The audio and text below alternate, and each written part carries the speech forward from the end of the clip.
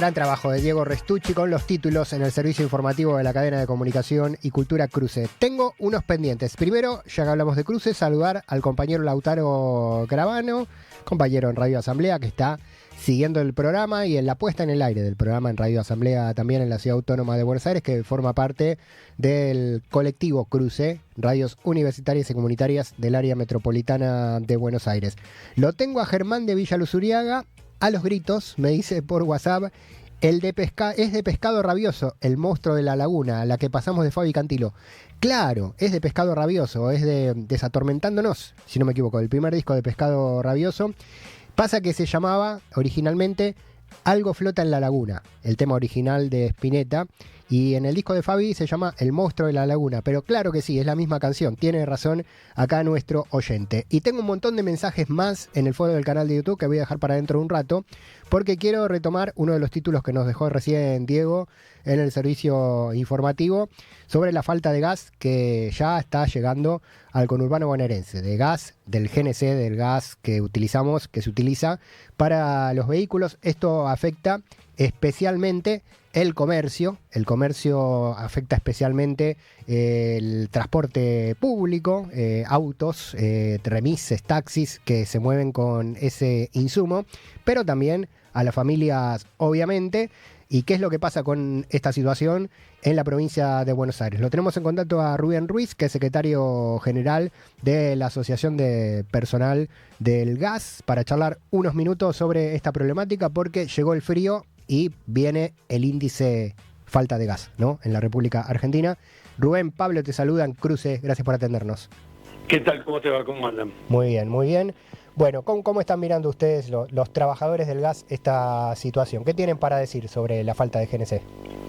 Bueno, desde la APJ Gas venimos advirtiendo que la falta de política pública y de previsión de esto inevitablemente nos lleva a un escenario.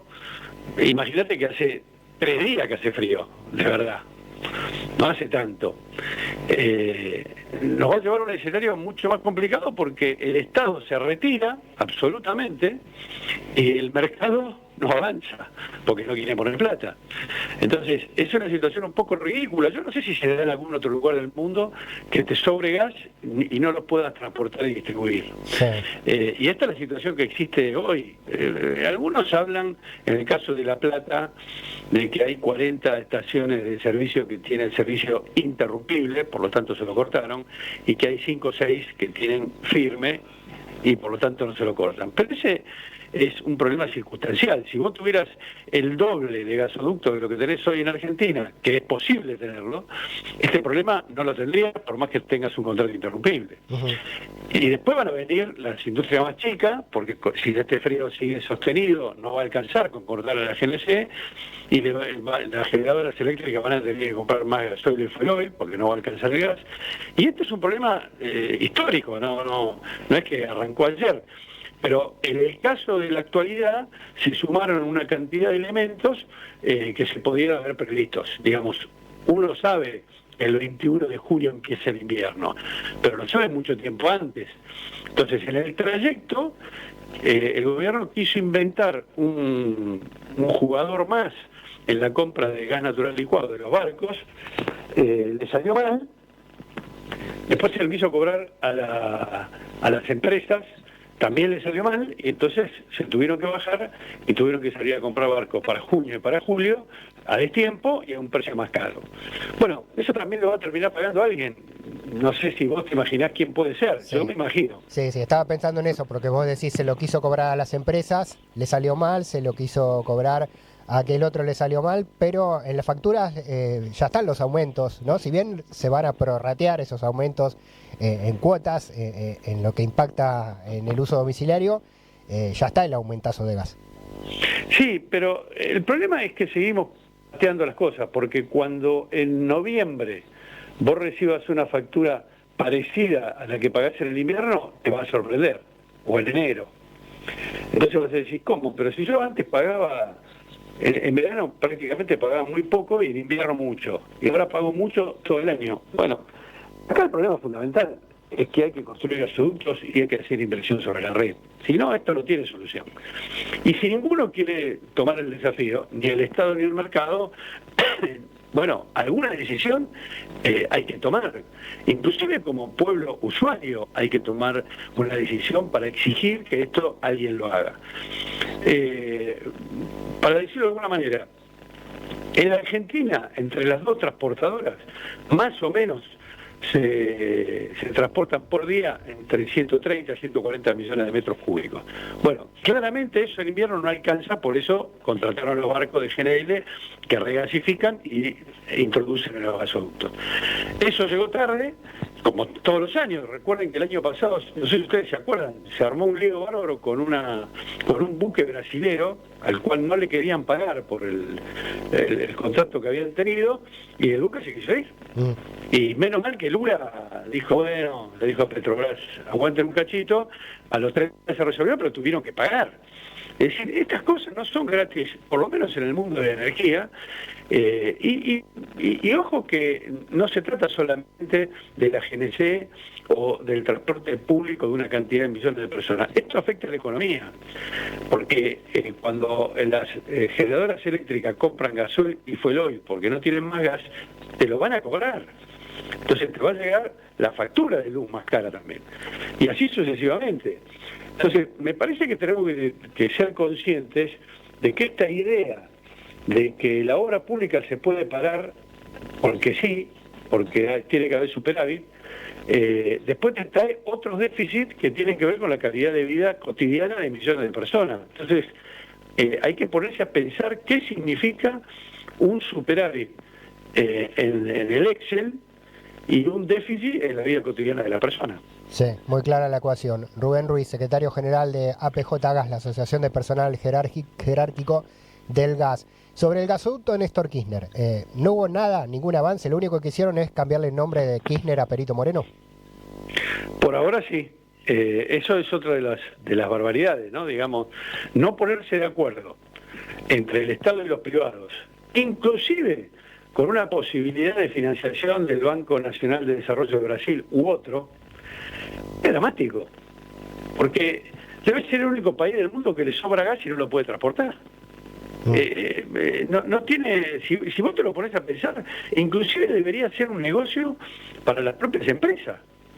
Es decir, la posibilidad de terminar el segundo tramo de ese gasoducto hasta San Jerónimo y no solo darle más gas a los argentinos, sino la posibilidad de exportar gas a Brasil. Bueno, no hay una planificación del Estado, no hay una planificación energética. ¿Para qué queremos el gas? ¿Para qué queremos el petróleo? ¿Solamente para exportarlo por Punta Colorada o por Bahía Blanca? ¿Ese es el país que queremos? Bueno, si ese es el país que queremos, alertamos que los 46 millones que estamos de este lado de adentro vamos a ser olvidados, como evidentemente está pasando. Es decir, todos los días en los medios de comunicación aparece que nos vamos a salvar con el gas. Y después baja la temperatura a 2 grados y te quedás, en principio, sin GNC. Si sigue, te vas a quedar con menos posibilidades de tener una ecuación energética favorable. Pero además se nota en la hornalla de tu casa. ¿Cuánto tardás cuando baja la temperatura? ¿Cuánto tardás en hervir una sopa? Ajá. Hacer el cálculo y te vas a dar cuenta. Es decir, esto es importante para la vida cotidiana de la familia, no es algo solamente macroeconómico. Cuando vemos solo los números macroeconómicos y nos olvidamos de la gente, pasan estas cosas. Ojo, se han inventado diversas estrategias, no es solo un problema de este gobierno. Este problema lo han tenido todos.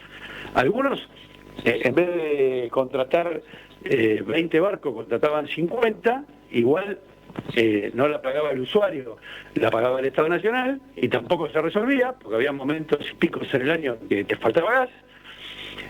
O sea, necesitamos sentarnos para tener una estrategia porque el recurso lo tenemos. Eso es lo ridículo de la situación.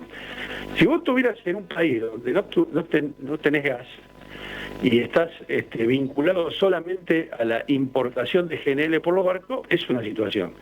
Pero acá, en Vaca Muerta lo tenés. Sí. Y no lo podés transportar.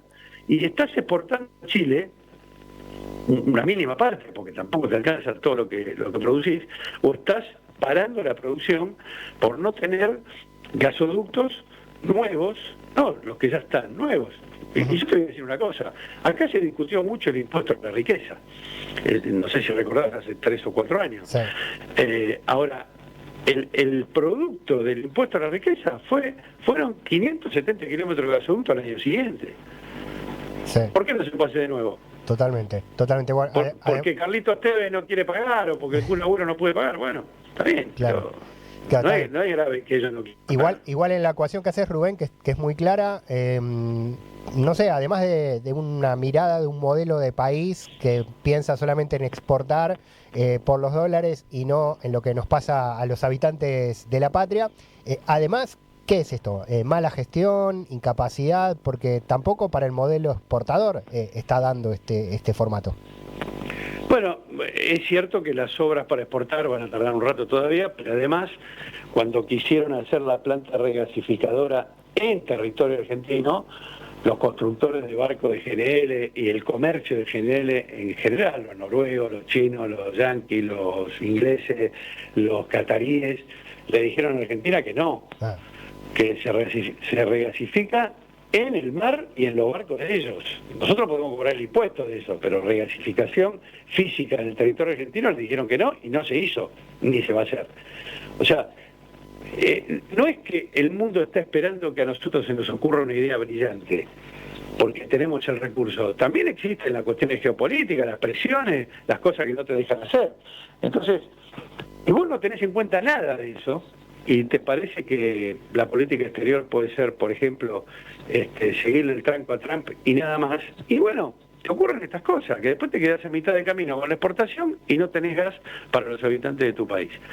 Esto es algo que yo no lo pondría en términos solamente de gobierno actual. Yo digo, nosotros tenemos que pensar en clave nacional porque podemos hacerlo.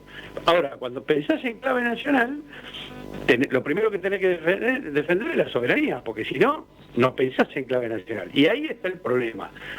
Es decir, ¿para qué tenemos gas, petróleo, minería, pesca? ¿Para qué lo tenemos? Para decirle a los demás que vengan y se los lleven o tratar de dárselos por el menor valor posible o para cuidar la economía de nuestro país y de la región. Bueno, eso es lo que tenemos que discutir. Esto a veces parece muy exagerado, ¿no? Pero esto de que está pasando con la GNC y probablemente con las industrias la semana que viene, es parte de esta discusión, no de otra. No se trata de que nos peleemos y gane el que está más enojado o el que grita más. Se trata de que discutamos qué hacemos con lo que tenemos, no con lo que no tenemos. Efectivamente es ridículo, porque tenemos que discutir sobre lo que tenemos, no sobre lo que no tenemos. Es medio demencial, pero es así, sí. Es lo que está pasando. Totalmente. Rubén, por último, y agradeciéndote estos minutos, quiero aprovechar tu expertise en la materia, en el tema gas, como trabajador. Dijiste GNC primero, industrias después, siguiente paso, domicilios, ¿no? Ya nos decís que bueno, la fuerza del fuego que viene del servicio de gas no es la misma. ¿Podemos llegar a una instancia de cortes domiciliarios? ¿Y qué pasa si llegamos a ese lugar en la vuelta del servicio? ¿Cómo es eso? No, en principio no creo que haya corte domiciliario ni en las escuelas ni en los hospitales, que eso está previsto por la norma y porque además transportar 130, 140 millones de metros cúbicos por día, por lo tanto no debería ocurrir. En el caso de que haya algún lugar, por ejemplo, el año pasado en Mar del Plata ocurrió, porque como no terminaron la planta compresora de las armas, se cayó la presión y hubo, no me acuerdo si 7 o 8 barrios de Mar del Plata que se quedaron sin gas al mismo tiempo. Cuando ocurre eso, tienen que ir los compañeros de la distribuidora de esa región y revisar domicilio por domicilio para volver a habilitar cada uno de los domicilios que no tiene gas. O sea, eso es una operación más lenta, digamos, pero vos no podés dar el fluido, dar el servicio sin revisar la instalación interna antes de aprobarle nuevamente que ese usuario puede usarlo. Bueno, me imagino... No sé si se entendió el mecanismo. Se entendió. Me imagino eso a gran escala, me imagino este país no quiero usar la figura de volando por los aires, hablando de gas, pero me lo imagino en términos sociales, volando por los aires, si se llega a ese extremo que, bueno, Rubén Ruiz, secretario general de APJ Gas, nos dice que está lejos, pero bueno, viendo la escalada de problemáticas, hay que preguntarlo periodísticamente, Rubén, y te agradecemos el testimonio. Los agradecidos somos nosotros, que nos podemos comunicar con la gente. Y digo, no hay por qué ser alarmista, pero sí ser concreto en que si no hay política pública para la energía que tenemos, no la vamos a poder disfrutar. Nos quedamos con ese título. Un abrazo grande. Gracias a vos. Rubén Ruiz, secretario general de la Asociación de Personal Jerárquico del Gas. Los trabajadores y trabajadoras del gas. Falta el GNC, dice Rubén, la semana que viene o en unos días, si no se revierte, puede empezar a haber problemas en las industrias. Para la falta de gas domiciliario nos dice que no, pero el alerta hay que darla y veremos qué pasa, ¿no? Mientras tanto se resiente la economía y se resiente la calidad de vida de la población en distintos lugares del país. El lugar más afectado fue La Plata, Berisso, Ensenada. Ahora empezaron los faltantes en el conurbano bonaerense. Va escalando el efecto dominó de la falta de inversiones del gobierno nacional.